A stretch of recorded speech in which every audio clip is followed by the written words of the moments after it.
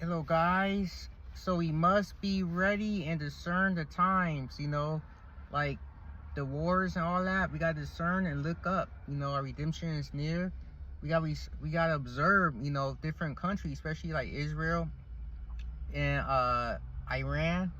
We got to observe them, Jerusalem. We got to observe that, even Russia. We got to observe them, like things are happening, and we got to be ready because Jesus is coming back very soon, but we don't know when.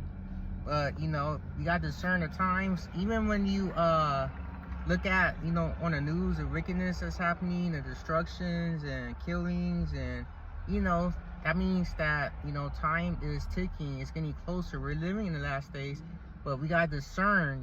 Listen with our ears. Listen to His voice. Listen, like really carefully, and just listen what's happening. That's going to happen. And apply it to your heart, and get ready. Be ready. Put on the whole armor of God so you can withstand the wiles of the devil, because the devil is going to attack even more continuously, as I keep saying in different videos. But we got to get ready. We got to make sure we're prepared, because Jesus will come like a thief in the night. The rapture, meaning like taken up. We don't know. We got to be ready, because that could come at any time. The rapture could come today, could come tomorrow, but we got to be prepared. We can't wait.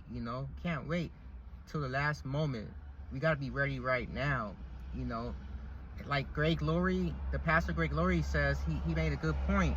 He said, get right or get left. So we got to get right with Jesus, or you get left. You get left behind. The rapture, like in the Bible, talks about one will be taken, one will be left. So the one that's getting left is not prepared. They're not prepared. They're not doing what God wants them to do. They're disobeying.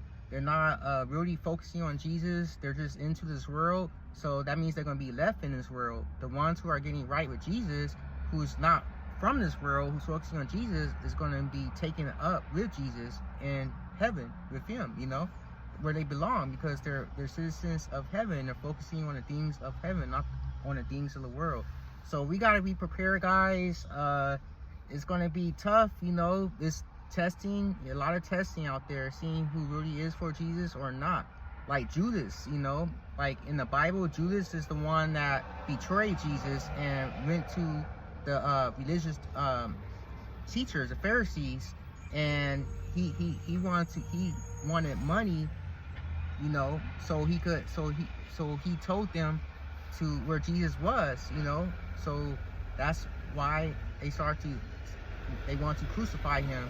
And he went against Jesus. So Judas, it seemed like he was his disciple, at first he was, but if he was really with Jesus, he would have stayed. But he went against Jesus, and told the Pharisees and told the Jewish leaders where he was, because he out of greed, because of money, because he didn't really have faith in Jesus in the beginning with.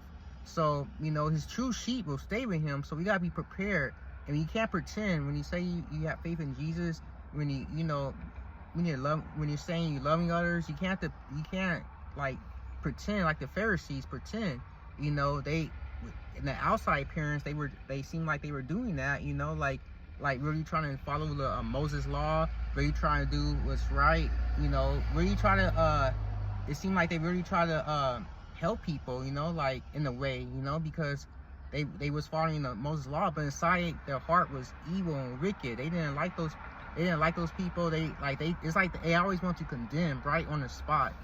Like if you broke one law, like something in Moses law, if you broke one part of that law, when God gave that law, the 10 commandments to Moses, if you broke one, then it's like they automatically want to condemn you and kill you. Just like the woman caught in the adultery. Like they brought her upon Jesus, and they asked him question. They said, what should we do? This woman's caught adultery. What would you do? He said, and they thought that he was gonna condemn her, but he said, he without sin cast the first stone. So no one didn't cast the first stone. He was without sin, cast the first stone. So they couldn't, because they all sinned, but Jesus didn't sin. But he showed his grace and mercy towards that woman. So we gotta not pretend. We gotta really show our, like, really love from our heart, you know, in our soul. Really, you know, follow Jesus, and knowing that if you're born again, you know, you'll have that nature. You have that loving attitude towards people. You're not gonna like ask them questions. You're not gonna keep asking questions, trying to condemn them, or, you know, you're not gonna try to like trick them. You know, you're gonna really try to help them and really follow Jesus and do what he called you to do. Jesus says, if you love me, you'll keep my commandments. So the thing is that the Pharisees, you know, they weren't really following Jesus at all. You know, they weren't listening to him. They had ears, but they couldn't listen. You know, they was trying to say what they wanted to say because of the Ten Commandments, or because how they view, you know, their tradition and what to do, you know, in that church, in the temple and stuff. But that wasn't right, you know. Sacrificing, they were selling animals in his temple, in God's temple, you know, like selling animals right in front of the temple where it's supposed to be holy, you know. It's supposed to be praising and worshiping, not selling animals and getting merchandise and stuff and buying stuff, you know. It's not about that, you know. So God sees your heart. We gotta be ready in our heart, in our spirit, you know. We gotta honestly be prepared, because like I said, it's gonna be crazy. It's gonna be crazy chaos, and it's gonna be a lot of people trying to see if God's gonna really see if people are gonna stay with him or leave because of all this chaos.